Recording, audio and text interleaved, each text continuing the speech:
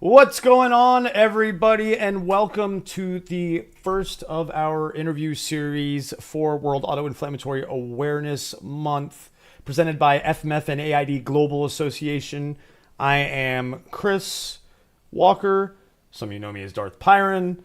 Some of you just know me as Chris. This is the first time we're doing this on my personal channel, so I'm very excited to get this series started, and very excited for our first guest, Josée Abourbih. And Josée, how are you doing today? Fine. Thank you for this invitation. Of course. And how are you feeling today? Fine. Just Good. fine. Good. All right.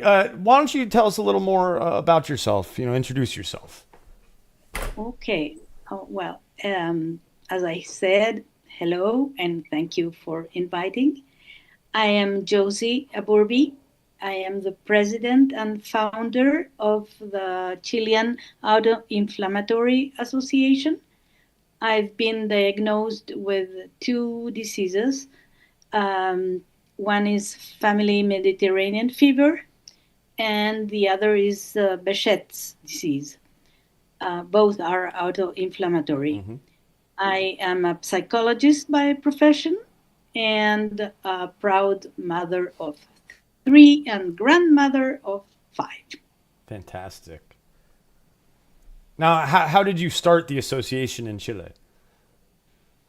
Um, well, in our country, there is a pediatric immunologist which is specializing in autoinflammatory diseases, who has been a very strong advocate for access to diagnosis and treatments. Her name is Dr. Cecilia Poli.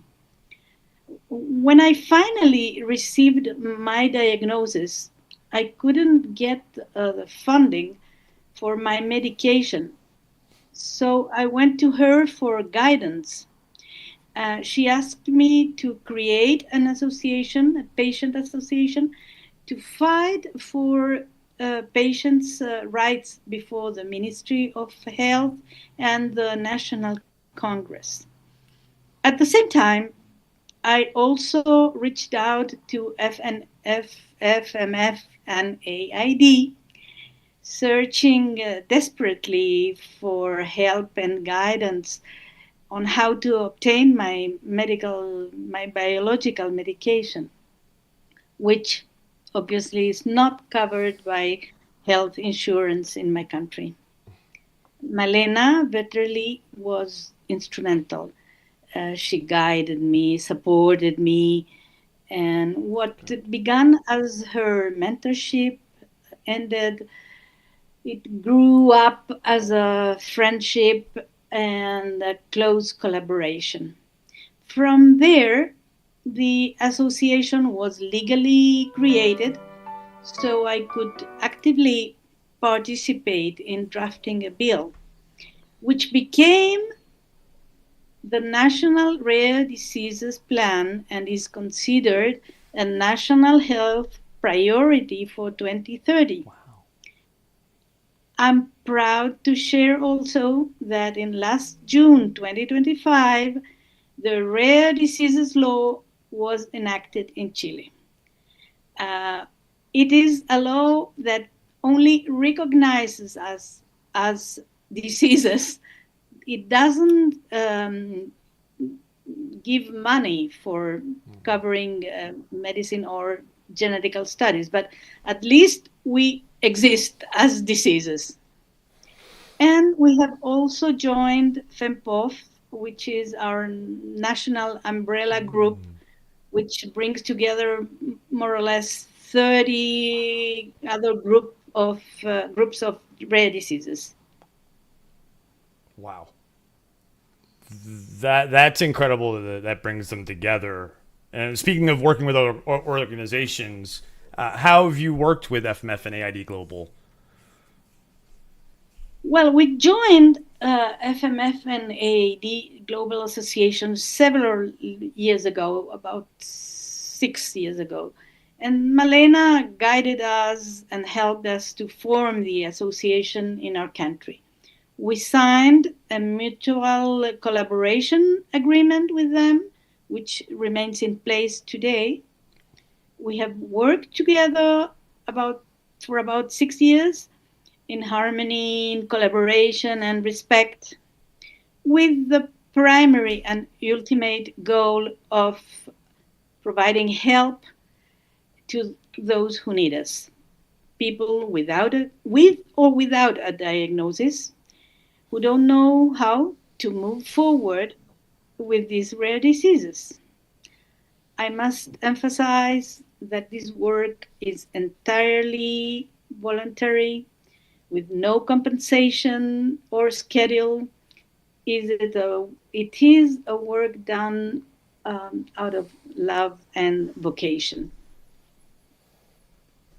Yeah, I just want to bring up, you talk about, trying to move forward with rare diseases, and that's our whole theme for this September is navigating that medical maze, especially with an autoinflammatory disease and a rare disease. So, what are your goals exactly?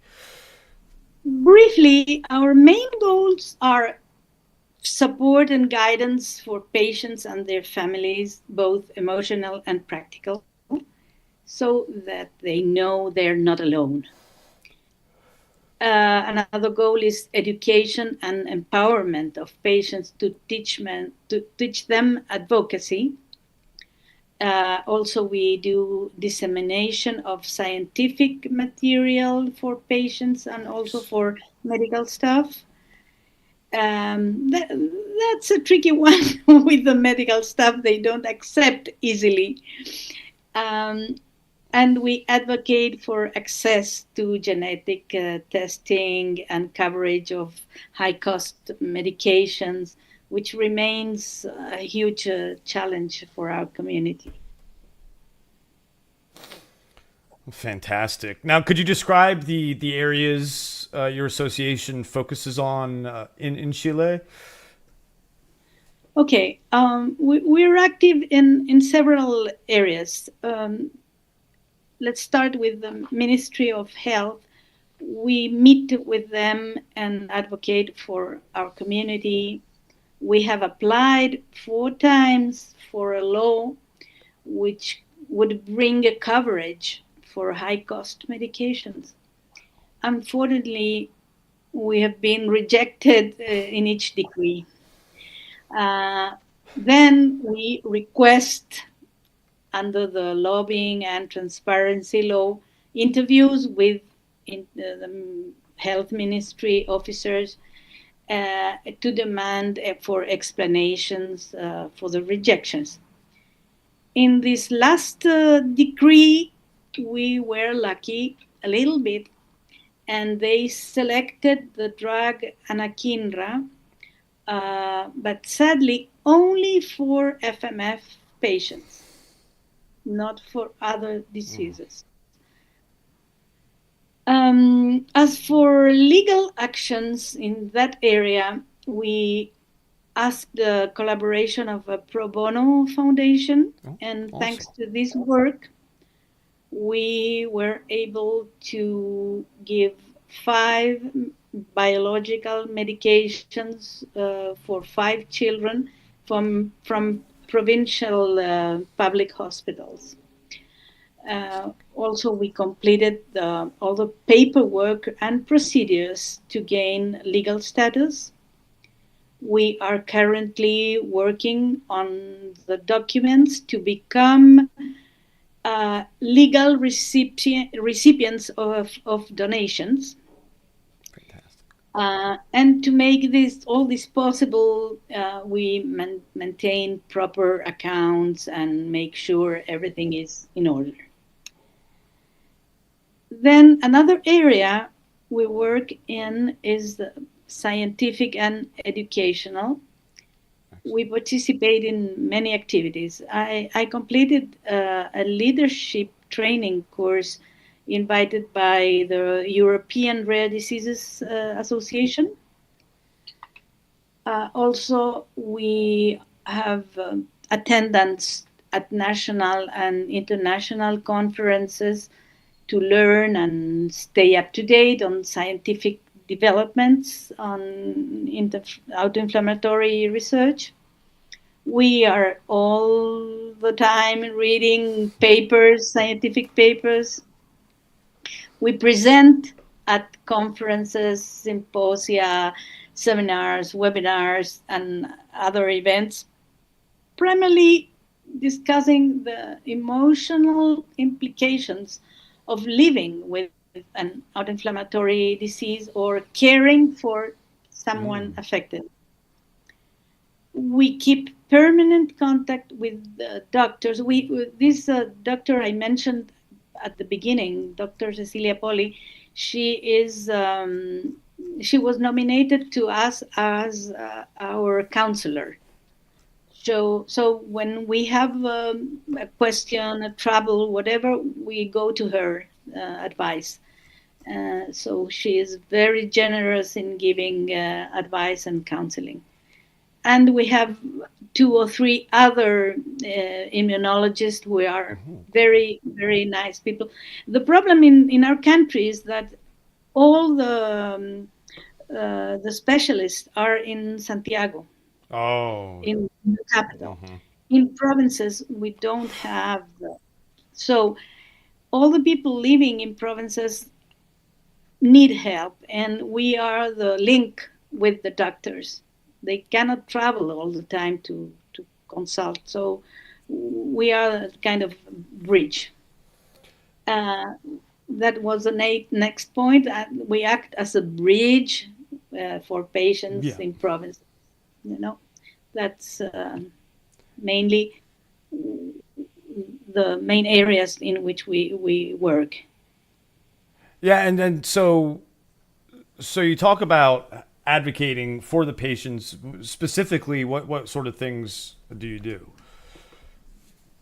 Well, during the pandemic, I made use of my skills as a psychologist to host an international and emotional support group for Spanish speakers, together with FMF and AID. Um, Very interesting. It lasted about 2 years, and we had people from Spain, from Miami, from all South America. It was very, very nice. We bonded very nicely. From the beginning of our association, we have been welcoming patients and families, providing emotional support and guidance. We keep also a 24/7 connection with members who need additional assistance of all kinds, like connecting with the doctors, helping them understand the medical exams, or explaining what the doctor said and they didn't get it well. Doctors normally don't have much time and write a couple of things, and people don't know what that means. Helping in emergencies. Uh, I told a little bit before about that, is when in south or north there's somebody who needs help, we make the link with the doctors, and that's an emergency. Yeah. Um, as an example, I remember a case where people living in a farm far away from a city and down south, the little boy was intoxicated with colchicine. Oh my gosh. Yeah, so at that very moment, this doctor told me what to do, and we saved the kid. That's That's amazing. yeah, yeah, yeah. Um, and well, we work that in order to make them feel that no one feels left behind. And yeah, that's huge. And that was actually our theme last September for Autoinflammatory Awareness Month with FMF and AID Global. And you talked about your partnership with them. Specifically, what sort of things do you do with FMF and AID Global? Yeah, we are affiliated to FMF and AID, which means we collaborate closely with them. This includes taking part in international projects and awareness campaigns, such as this September's Autoinflammatory Awareness Month, as well as patient support initiatives.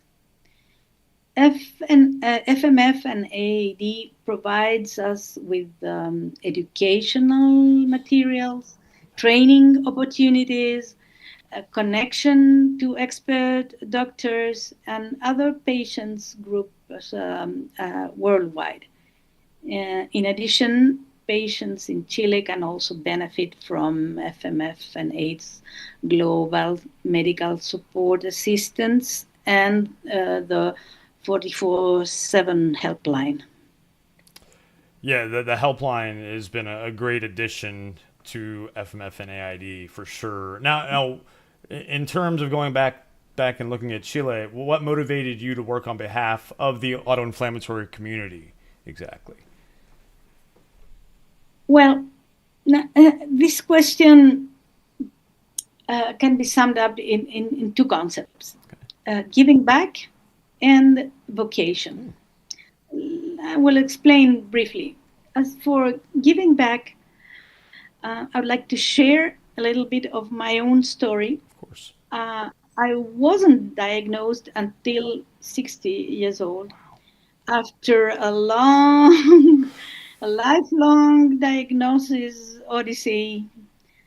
By the time I finally received my diagnosis, my health had severely deteriorated and I was already bedridden. Mm. When I began biological treatment, after about 6 months, I started to feel better. And I thought to myself, if I have been blessed to receive the right medical help and the wise and selfless support and guidance from Melena Vetterli, and to have finally accessed treatment, it became my obligation and my moral duty to give back for everything I have received. I want to say here there are many ways to give back, not only donations, which is very important, but also dedicating time to others, to help others, or supporting your local group with small contributions, such as sharing awareness messages on social media.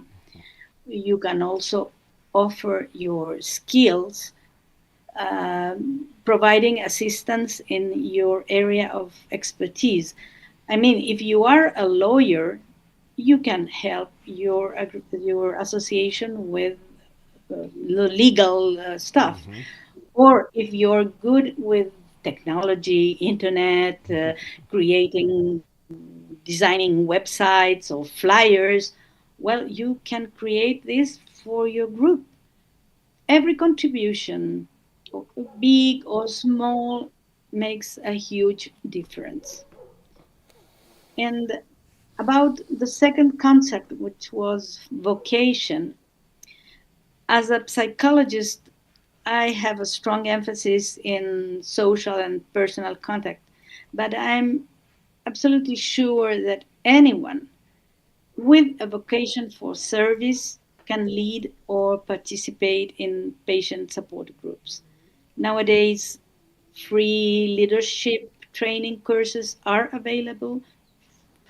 I repeat, for free, as well as training in topics related to our illnesses. Mm-hmm. Um, Yeah, yeah, that's a very very important point. Free sharing information, fundraising links is free, free folks. Leadership courses that are free. if you're watching this interview, go search for him right now. We're not joking.